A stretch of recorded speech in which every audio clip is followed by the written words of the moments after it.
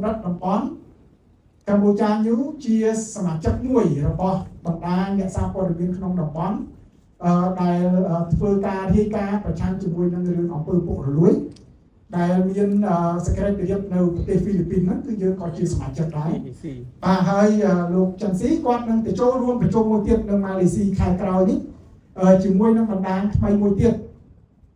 ដែលទើបតែបង្កើតឡើងហើយយើងមិនដែលពីស្រុកខ្មែរមិនមានសមាជិកណានៅក្នុងបណ្ដាញហ្នឹងទេគេហៅថា Environmental Collective Reporting បាទអ្នករាយការណ៍អំពីរឿងតាក់ទងជាមួយនឹងរឿងបរិស្ថានបាទអញ្ចឹងជាបណ្ដាញមួយដែលគេចាប់ផ្ដើមគេហៅថាការប្រជុំប្រចាំឆ្នាំរបស់គេនៅប្រទេសម៉ាឡេស៊ីនៅក្នុងខែ November ខែក្រោយហ្នឹងបាទអញ្ចឹងនេះគឺជាការជាប់ទំនាក់ទំនងរវាងអ្នកសារព័ត៌មានពីក្នុងស្រុកទៅដល់តំបន់ទៅដល់កម្រិតអន្តរជាតិបាទបើនិយាយអំពីកម្រិតអន្តរជាតិ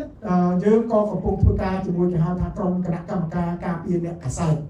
បាទដែលមានមូលដ្ឋាននៅសហរដ្ឋអាមេរិកផងដែរបាទហើយជាមួយគ្នានេះដែរបើនិយាយអំពីនៅកម្រិតក្នុងស្រុកវិញបាទយើងកំពុងធ្វើការងាររួមគ្នាជាមួយនឹងដៃគូទាំងអង្គការជាតិទាំងអង្គការអន្តរជាតិនៅក្នុងប្រទេសកម្ពុជាយើងហ្នឹងទាំងអង្គការសារព័ត៌មាន